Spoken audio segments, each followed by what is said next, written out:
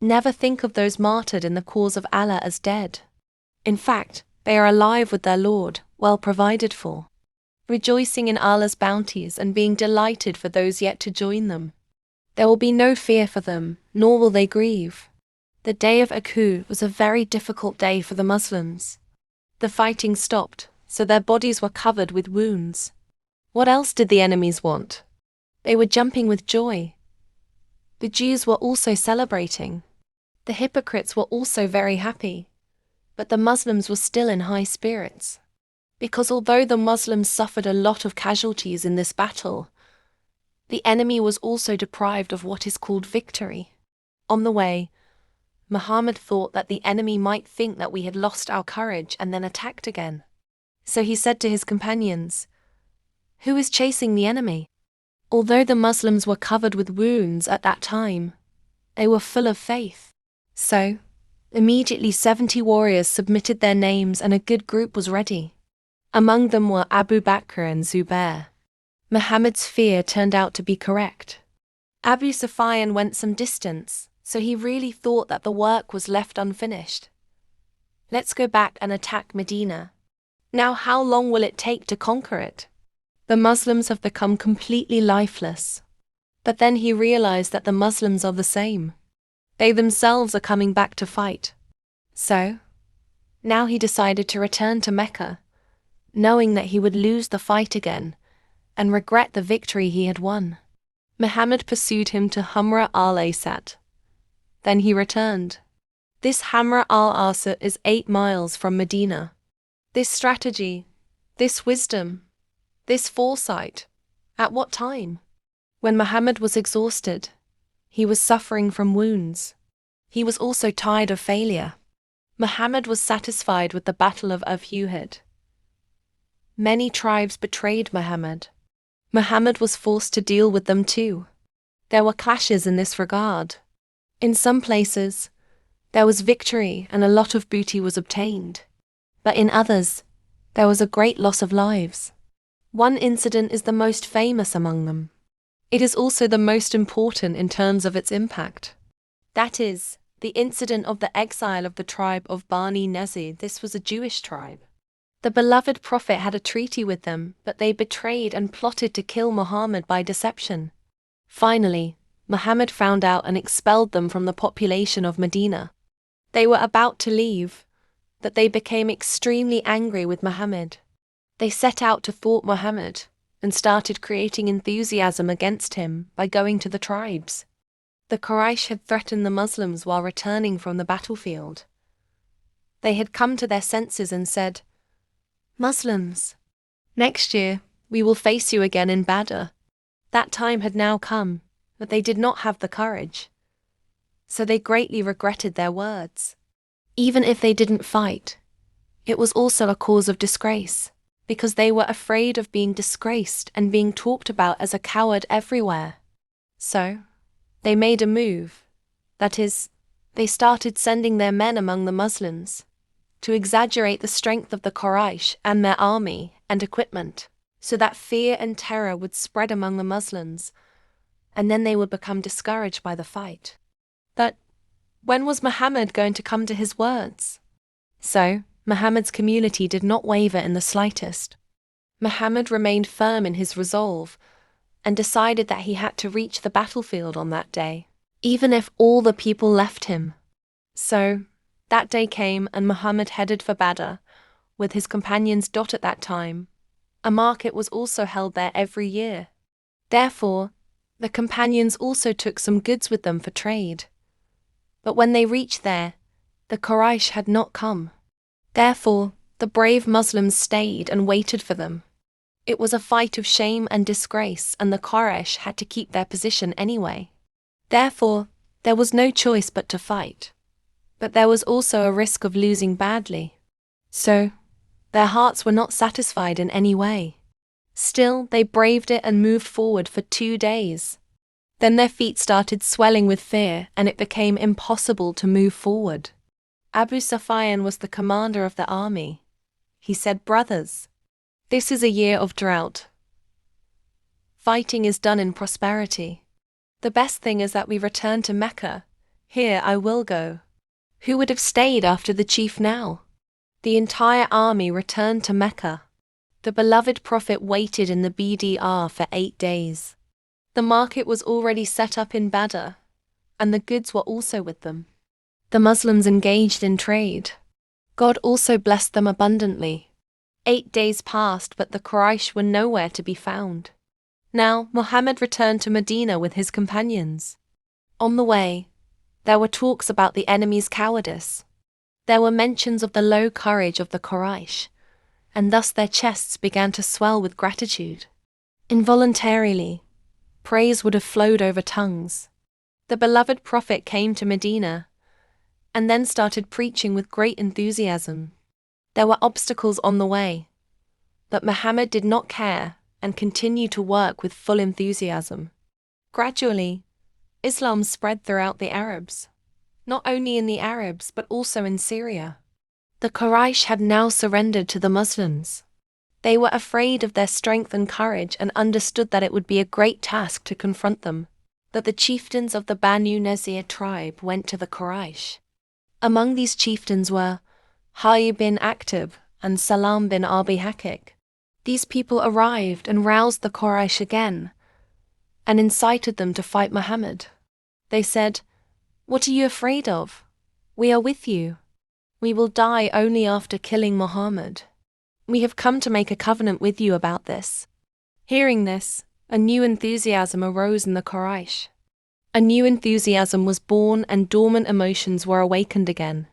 They treated the Jews well. Then they said happily, "Wow, how nice. We like only those people who are enemies of Muhammad and are on the way to wipe him out." After this, the Quraysh said, "Brothers, you already have the Book of God. You are not unaware of our differences with Muhammad. Tell us, is our religion better or Muhammad's?" These lying, wretched people replied, "Repent. What is the difference between your religion and his religion? Where is the truth? Where is the lie? Where is the truthfulness? Where is the falsehood?" Thus, the Jews kept on talking and giving the Quraysh false entertainment. The result was that the Quraysh could not contain their excitement and immediately fell for their deception. Therefore, they became excited and said, "As long as there is life, we are at war with Muhammad. Muhammad's religion can never flourish. The world must be cleansed of Muhammad. The name and trace of his religion must be erased." Thus, the decision of the war was made and the day and date were also set. Then, the Jews did not stop at setting fire to the Quraysh. They also went to other tribes of Arabia and caused trouble there too. They gave very smoky speeches and warned the people about this danger. They went to the tribe of Ghatfan and showed the people a green garden there too. They said temptingly, "We will give you half of the product of Kaaba. You join us in this war." Similarly, they went to other tribes. They went to Bani Salim. They went to Bani Asad and Bani Fazara. They also went to Bani Ashar and Bani Mura and made them all aware of the new religion and encouraged them to die for their religion. The whole Arab was now united against the beloved Prophet. What polytheists and what Jews! Everyone was looking for Muhammad's life, as if all the evil intentions and impure courage were now in agreement to extinguish the lamp of Islam. So, a large army advanced towards Muhammad. What was the army? There was a roaring sea of men. There were 10,000 bloodthirsty, drowning in weapons. "O Muhammad, Allah is with you. He can help you and humiliate your enemies." Muhammad came to know that the whole of Arabia was raging and was coming from all sides like a flood that would destroy Medina, erase the name and mark of Muslims from the world. Phew! God's refug! How will the beloved Prophet fight against the army which has the full power of Arabia behind it? What idea to protect it from looting? And how to stop the flood of its ruins? The beloved Prophet gathered his companions and consulted them. Everyone said, "Stay here in Medina and fight." Salman Farsi was a resident of Iran and was also familiar with some of the war methods there. He said, "It is not better to go out into the open field and fight. The army should gather in a safe place and dig a pitcher around." Muhammad liked this opinion very much, ordered that this work should be started as soon as possible. So, quickly, hoes and shovels were arranged. The Jews of Bani Qurayza were allies of the Muslims. Therefore, many excavations came from there, and thus immediately the Muslims got involved in this work. Medina was open only on one side, and the other 3 sides were surrounded by houses and palm trees. The beloved Prophet went out of the city with his companions, and thus started preparations to dig the trench. The excavation map was made by Muhammad himself. Then he divided 10 yards of land for 10 men. Muhammad himself was among the workers. Seeing him with them, the sincere companions would be more excited, and they would be busy working. There were winter nights and 3 days of starvation. Brave Muslims used to dig into this condition. They used to load mud on their backs and throw them at the foot of the Mount of Salah, and bring stones from here and choose them on the edge of the trench, so that if necessary, they will be used to rain on the enemy. 3,000 blessed hands were engaged in digging a trench. It was a sign of enthusiasm that they were forgotten hunger and thirst. Thus, the work was completed within a few days. Now, Medina was safe. There is a hill connected to Medina itself, which is known as Mount of Salah. There were only 6 miles between the hill and the trench, and there was a long and wide field between the two. The beloved Prophet stationed his army in the same field. The children of Medina were excited. So, the army left. The father and brothers were accompanied by young children. But, when the army reached the field, Muhammad examined it. Those who were more than 15 years of age allowed them to attend, and those who were less than that appreciated and sent them back with understanding. It was the 5th year of Hijrah and the month of Zakata. The first troops of the enemy army now began to appear near Medina. Abu Sufyan hoped that Muhammad would meet at Ahad, but Muhammad met him there. So, he advanced the army towards Medina, and near Medina he encamped. But Ghatfan and some other tribes stayed with Uhud. Now, the groups of the enemy army went towards Medina to know something about the situation. But, when they reached there, they saw something completely new. Such a thing, which was not even in their imagination. Their intellects were surprised as to what it was. Hey, that's a trench. A trench is carved for the protection of Medina. So, will our army not be able to go to it, for which so much has been done? Will this whole game mess up and Muhammad survive? The gangs came back into the army and told this unfortunate news. Whoever heard it was stunned that this was a completely new trick, which was never customary in Arabia. The Muslims came to know that the enemy had come. So, they became alert at their posts. A red tent was also set up at the foot of Mount Salah, in which Muhammad came and sat there and drew up a map of the battle. The Islamic army was 3,000. Muhammad divided it into several parts. Some groups were assigned to take care of the trench.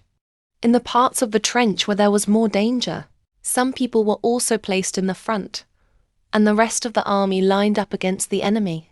Now, the 2 armies were face to face. The Quraysh tried hard to cross the trench but failed. The brave Muslims fired arrows in such a way that nothing happened to them. Finally, unable to bear it, they retreated, and now they rained arrows from the other side of the trench. Then evening fell and they went to their places. In the morning, the Quraysh tried again to cross the trench, but that day too they would fail. Now, they were frightened with anger and returned trembling and biting their lips. They were now convinced that our entire position was ruined.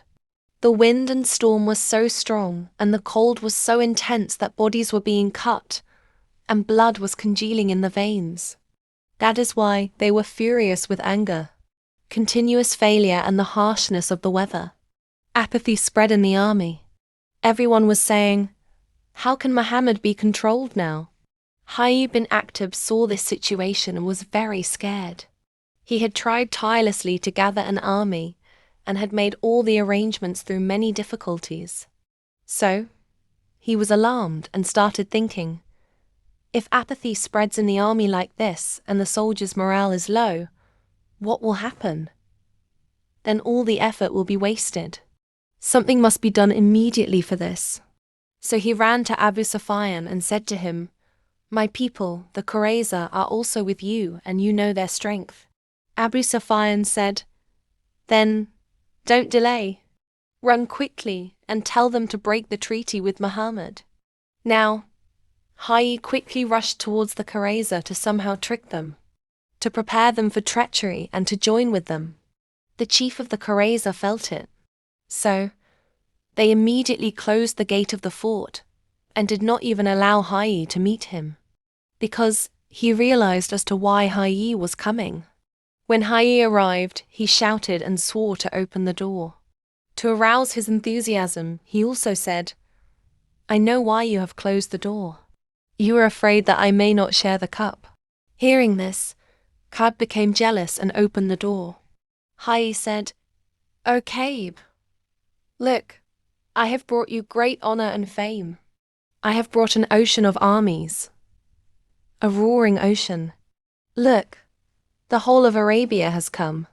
The chiefs of Quraysh and Ghatfan have also come. All are thirsty for the blood of Muhammad. All have promised that they will not leave here without completing the task." Ka'b said, "By God, you wanted to humiliate me. I have made a treaty with Muhammad. Now, I will not break the treaty. Muhammad has always been loyal to me." But Hayy was no longer disappointed, and he repeatedly incited Ka'b's pride. He said, "Today, the honor of the entire nation is in your hands. Its honor is also in your hands, and its humiliation is also in your hands. Now, you think this. Look, this is not a chance to be given. Feel free to break Muhammad's treaty and give way to the armies. They will grow like a flood and in minutes will thrash Muhammad and his army. Then we will have an influence on the whole of Arabia. The way will be cleared for our religion, and all the wealth and property of Medina will also be captured." This time the war was not in vain. This time the magic of Hayy worked and Ka'b agreed to slaughter his kindness. But right now, he was hesitant and the evil consequences of his betrayal were haunting him. He began to think, if Quraysh and Ghatfan lose somewhere, what will happen? Those people will take their way and I will be left alone. Then, I will be humiliated, and like Bani Nazir and Banu Qainqa, I will also be humiliated. But soon, this fear was also removed, because Hayy said, "If God is willing we lose and the Quraysh leave the field and run away, then I will leave Kaiba and come here. I will be with you. Whatever will come forward, I will also suffer with you." Hearing these words, Ka'b was completely satisfied and he would be ready to commit treason. Now, what happened? Hayy successfully reached the army and told the people there this good news. He was now sure that victory was in his own hands. "It is so long that Bani Qurayza will be ready. The news of the treachery of Qurayza has spread to the Muslims. This news has struck the Muslims like lightning." There was a new alarm bell for the Muslims, because now their army was also in danger. There was no way for delivery. The fear of the enemy also increased, because a new way was open for the attack, and it was very easy for the enemy to enter the city through this route. The beloved Prophet rushed a man to them for investigation. When he arrived, there was great fanfare. There was a strange excitement and everyone was busy preparing for war. For satisfaction, Muhammad sent Sa'd bin Ubadah and Sa'd bin Mu'adh to talk to the leader of Qurayza. Sa'd bin Ubadah was the leader of Khazraj, and Sa'd bin Mu'adh was the leader of Aus. They were also an ally of the Qurayza. Muhammad said to them, "If the news is true, then tell it secretly, so that despair does not spread among the Muslims. Otherwise, announce it loudly. When these people reached there, they saw a very sad situation, because those people had decided to be disloyal and treacherous. The chief's condition was the most shameful, that he was disrespecting Muhammad with complete boldness. This wretch even said, "Who is the messenger of Allah? Muhammad has no covenant agreement with us." Hearing these words, both of them got excited, and the situation became very critical. The quarrel was about to break out, but Sa'd bin Mu'adh took care of his companions and left saying, "What is this? Our relationship with them has deteriorated even more." Then they came back to Muhammad and secretly told him the situation. But this news wasn't to be hidden. It was discussed in the whole army, and he became famous everywhere in Medina. In this way, everyone was in awe and despair spread everywhere. Everyone was saying, the trench was well prepared. But what happens now with the trench? Now there will be an attack from the fort of Qurayza. Hey, what will happen now? Now the siege was very severe. The enemies kept surrounding Medina, and in this situation many famines passed over the Muslims. The beloved Prophet was afraid that the companions might not lose heart. So, Muhammad sent a man to Ghatfan. "If you do not fight and go back, we will give you 1/3 of the produce of Medina." Ghatfan happily agreed and sent men to finalize the deal. However, they demanded half the produce instead of 1/3.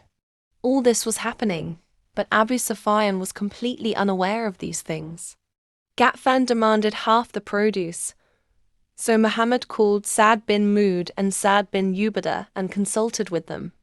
Sa'd bin Mu'adh said, "O Messenger of Allah, if this is the command of Allah, then there is no room for refusal.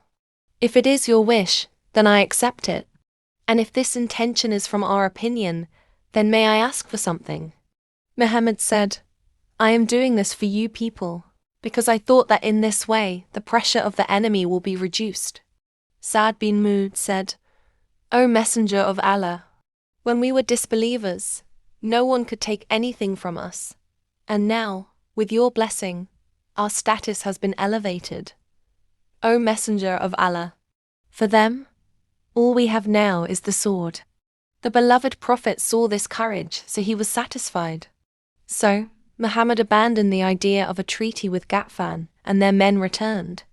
There was a chief of the Ghatfan tribe, Neem bin Muddad. He had secretly converted to Islam, but the people of the tribe were unaware of it. He quietly came to Muhammad and told him the good news of his conversion. Then he said, "O Messenger of Allah, no one knows that I have converted to Islam. Order me, whatever you want today." Muhammad said, "Neem, you are a lonely man. Remove this trouble in any way you can, and do whatever you want with it." Neem now returned. He began to think about what to do, how to create a split in the enemy, and how to thwart their evil plans. There was a new enthusiasm among the enemies. Now their morale was much higher than before. Now, they did not care at all about the harshness of the cold, and they did not care about the trench, because now the Qurayza were with them, and now it was easier to fulfill their desires. The infantry was divided into 3 parts. They surrounded the Islamic army from all sides, so that they could not come and go and be helpless. But the cavalry was moving here and there and was mercilessly raining arrows on the Muslims. The Muslims were very worried because they were completely trapped. Fear and anxiety because they were in danger from Jews, day and night. And this danger was greater than the danger of the trench. The women and children were in a fort in the city. Therefore, there was a danger from the Banu Qurayza that they would attack them at night. So, Muhammad appointed some men to roam around Medina throughout the night and keep watch. The Jews betrayed Muslims, so they were also worried about knowing the news of the Muslims. They wanted to know the weak points so that the attack would be easy and not fail. So, a group of Jews went out for this purpose. But the Muslims found out So they chased them and they fled. The fort where the women and children were was near the fort of the Banu Qurayza. The Qurayza thought, the Muslims are fighting with armies. So, the opportunity is good. Let's capture the fort. So, a Jew came to the fort and started circling around. Safiya was also in the fort. She was Muhammad's aunt. Suddenly her eyes fell on this Jew. Hassan was appointed to protect the women. The same Hassan who was a very good poet and used to respond to the enemies on behalf of the beloved Prophet. Seeing the Jew, Safiya became frightened and said to Hassan, "Look, this Jew is roaming around here. Quickly get down and kill him. Otherwise he will go and inform the enemies. The Muslims are trapped in the battle. If he escapes, there will be trouble." But Hassan was a little hesitant. He said, "Daughter of Abdul-Muttalib, may Allah forgive you. You know that I am not the man for this job." And there was no other form. Forced, Safiya herself uprooted a bamboo pole from the tent and secretly descended. Then she went and hit the Jew on the head with such force that his head cracked. Then she returned to the fort and said to Hassan, "He is a man. That is why I think it was not good for me to touch him. You go and take off his weapons and clothes." Hassan said, "Daughter of Abdul-Muttalib, let him go. I do not need his things." Safiya said, "Well, go. Cut off his head and throw it in the field, so that the Jews will be terrified." Hassan was not ready for this either. Safiya was forced to do this too. In this way, the Jews thought that there was an army in the fort, and then they did not dare to attack. As the days passed, the situation was getting tougher.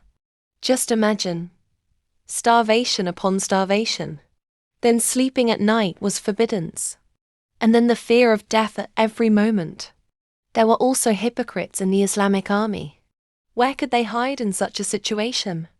They started asking permission from the beloved Prophet that our houses were not safe and the children were in danger, so let us go to the city. They themselves wanted to return, misleading the Muslims and making them fear for their lives. They said, "Muhammad also entertained us well. He showed us beautiful green gardens. He used to say that we would find the treasures of Caesar and Kisra. Today it is such a situation that even going for need is a risk to life." Several days had passed since the betrayal of Bani Qurayza. The armies were desperate and were eagerly waiting for them to get ready, so that they could give way to attack from the fort and fulfill their heart's desires. But what could they do until then, since crossing the trench was beyond their control? They were forced to rain arrows and stones from outside. The width of the trench was a little narrower at one point. The guard was also weak. The enemies wanted to take advantage of the opportunity and attack from that side. So, they moved forward with full preparation and jumped on their horses and reached the other side. Their chests were tense with pride.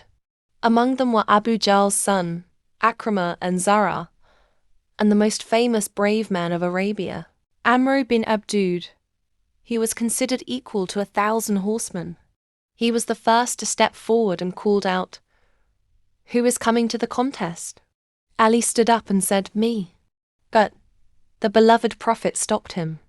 When Muhammad stopped him, Ali sat down, but no one else dared. Amr called out again. Ali then said, "Me." The same thing happened for the third time. At that time, the beloved Prophet said, "This is Amr. Do you know that?" Ali replied, "Yes, I know very well that he is Amr." So, Muhammad gave permission, and himself with blessed hands gave him a sword and tied a turban on his head. Now, Ali was in competition with Amr. Amr laughed and said, "Why, nephew? My heart does not want to kill you." Ali replied, "But my heart does." What happened now? Amr, impatient with anger, swung his sword with all his might. Ali stopped it on his shield and then he himself attacked. People saw that Amr was now covered in dust and blood. At that moment, the Muslims shouted the slogan of Allahu Akbar, and victory was declared. For some time, Amr's companions also fought, but then they all fled. The enemies failed in this attack, but crossing the trench was no less a joy for them. So, now the courage of many increased and other brave men also decided to risk their lives and wanted to go across the trench and compete with the Muslims. The sun had set and darkness had spread. At that moment, a group of enemies advanced towards the trench. In front was a brave man named Nawfal. Upon reaching the trench, Nawfal urged his horse to cross it, but the horse fell into the trench and Nawfal's head was crushed. This terrible fate was in front of them. So where could his companions have the courage now? They turned back. When Abu Sufyan was informed, he asked the Muslims to return Nawfal's body. In return, they would receive blood money, 100 camels. The beloved Prophet replied, "Take him away. We do not want his blood to be shed. His body is also unclean, and his blood money is also unclean." So, the polytheists picked up his body and went back. But even then, they did not stop their efforts and kept trying to cross the trench day and night. For this, they formed regular groups that would constantly hover over the trench, and where one group would retreat, another would arrive. Many nights passed in such a way that women were in their homes. Children were suffering in anxiety. Alas, just think what must have happened to these people who were in the midst of danger. Arrows were constantly raining down, and death was eager to catch them. The time was very critical. All the powers of Arabia had united and were using all their strength to destroy the truth. In such a situation, Muhammad trusted only in God. Muhammad would cry out to God in complete isolation, pray for help with outstretched hands, beg for patience and courage, and request that Islam prevail. Death was hovering over their heads. The enemies were waiting for the Muslims to be even slightly careless, and they pounced on them. In such a bad time, the beloved Prophet was also taking a brave part in the battle. Muhammad had divided the troops into different parts of the trench, which would counter the enemy's attacks. One part was under the supervision of Muhammad himself. Muhammad was stopping the enemy with arrows. If any need arose and he had to move away, he would put someone else in his place. Then as soon as the need was met, he would immediately take his place again. In this way, on the one hand, Muhammad was strengthening the support of his companions, and on the other hand, he was also presenting an example of the highest humanity. The last day of the battle was very hard. There was a fierce battle all day. The enemy's expert archers were surrounding the trench and were relentlessly raining arrows and stones. The Muslims were exhausted. They were also suffering from hunger and thirst, that they were as steadfast as a mountain in their places and did not even think of retreating. The loss of life of the Muslims in this battle was very small. However, the largest arm of the Ansar was broken. Hazrat Sa'id bin Mu'adh, who was their leader, he was fighting with great valor when an enemy took the opportunity to shoot an arrow at his hand. The arrow hit him in such a way that a vein in his hand was cut and a fountain of blood flowed. At that time, Sa'd raised his eyes to the sky and prayed to God. How sweet that prayer was! O Allah, if there is still a war to be fought with the Quraysh, then keep me alive.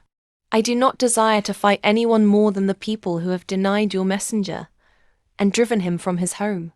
O Allah, if there is no need to fight with them now, then martyr me in this wound, and do not kill me until my eyes are cooled by the Banu Qurayza. The Muslims were very anxious and completely miserable with fear. Meanwhile, the hypocrites were seething with anger and chewing their tongues, saying, Allah and his messenger have betrayed us. Misery was everywhere and the whole atmosphere was sad. But in such a situation, it was seen that the beloved Prophet was smiling with joy, and there was a strange glow in his eyes, which indicates immense satisfaction. It seems as if the angel of victory was standing before Muhammad. When the Muslims saw this, all their sorrows were washed and they filled up with joy. So, now they were not worried and sad. Rather, they were content and without sorrow. Their faces were shining, and their lips were smiling because now, God's mercy was aroused and the time for His help had come. When Naim bin Madad returned from the beloved Prophet, he kept thinking about what to do, how to reduce the enemy's power, and how to kill their evil desires.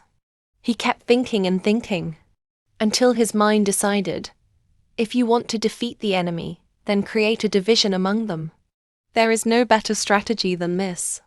So, Naim immediately got up and quickly went towards the Bani Qurayza. Since he already had a reputation among the Bani Qurayza, and the Jews there respected him greatly. They listened to his words with great interest and considered his company a blessing for themselves.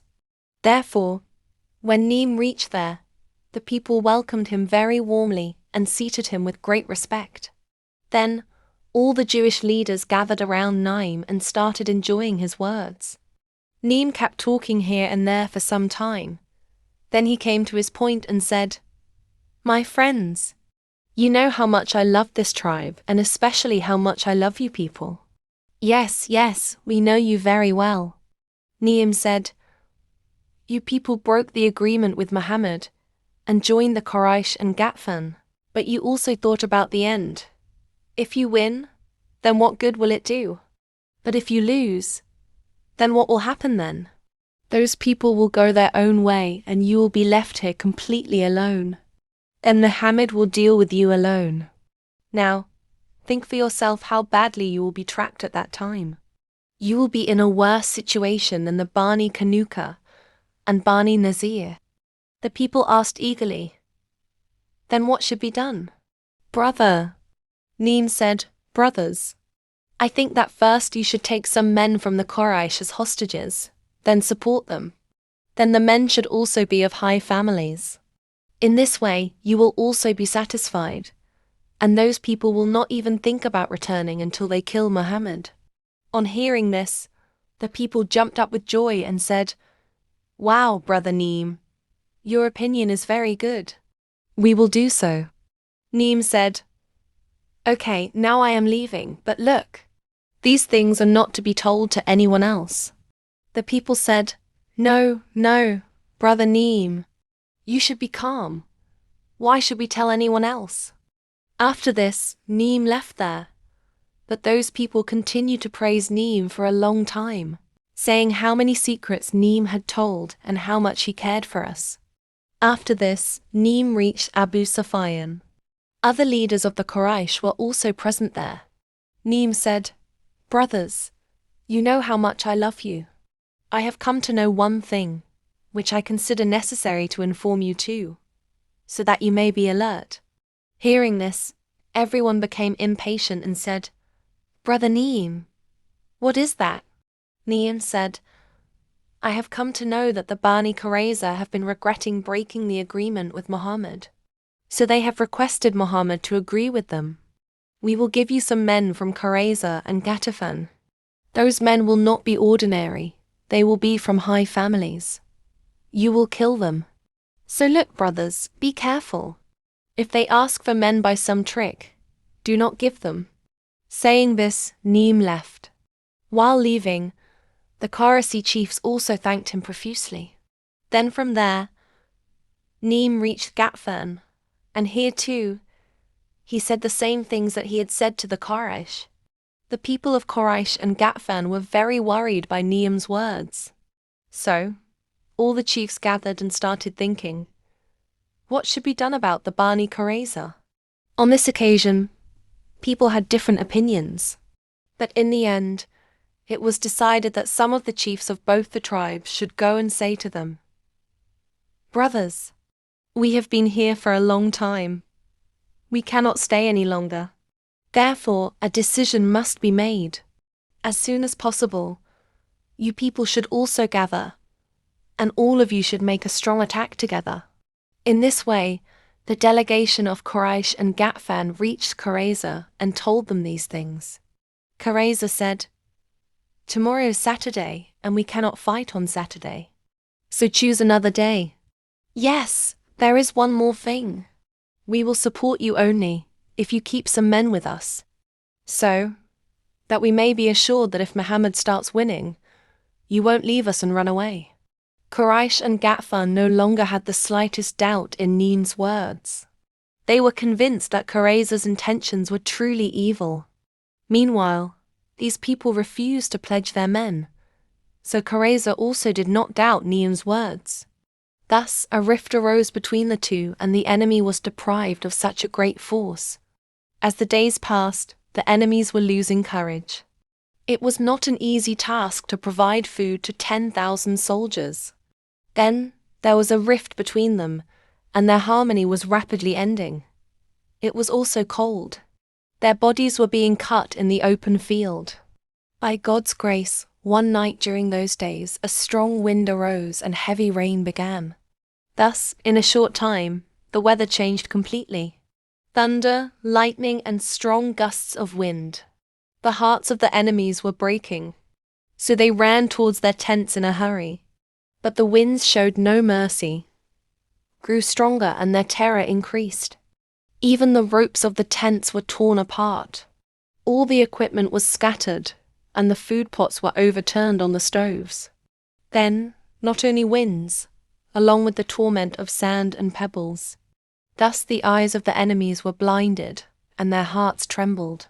Finally, they became distraught and began to shout, "Oh, destruction! Oh, destruction!" At that moment, Abu Sufyan's voice reached their ears. "Brothers of Quraysh, by God, this is no longer a place to stay. Look, all the camels and horses have been destroyed. The Qurayza also betrayed us. This is the state of the weather. Let's run away from here now." "Well, I'll go." Abu Sufyan quickly sat on his camel and set off. Who could stand after the leader? All the people of Quraysh left. Seeing this, Ghatfan was also forced to return.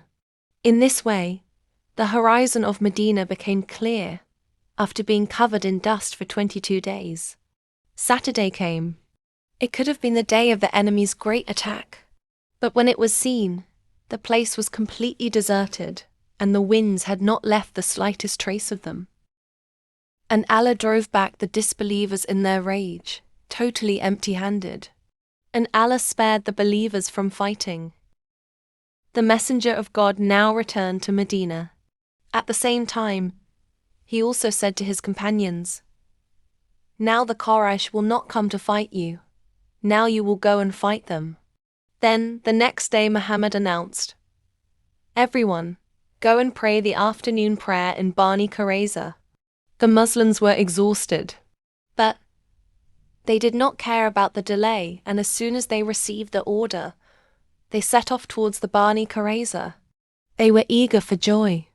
Their hearts were jumping with joy, because they were going to take revenge on the Bani Qurayza, the same Banu Qurayza who had supported the enemy. They were preparing to wipe them out in the same way. When the Muslims reached there, the fort was closed. The Muslims also surrounded them for a month. Finally, they got tired and their lives were at stake. Helplessly, they consulted what to do now. Ka'b, who was their leader, said, "Now the only way to be saved is that we become Muslims and accept the obedience of Muhammad. In this way, there will be no danger to our lives and property, and we will live in peace." The people strongly opposed him. They said, "We can never leave the Torah.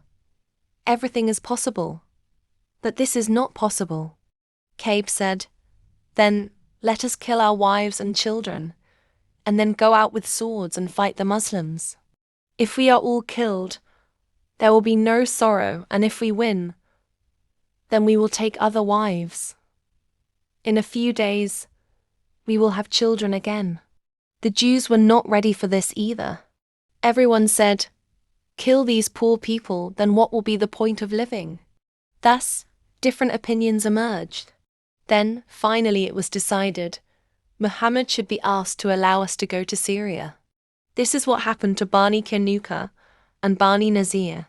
The messenger of God did not agree to this. Muhammad said, "The tribe of Aus is your ally. Choose one of them, they will decide for you, and whatever they say, we will also accept, and you will have to accept it too."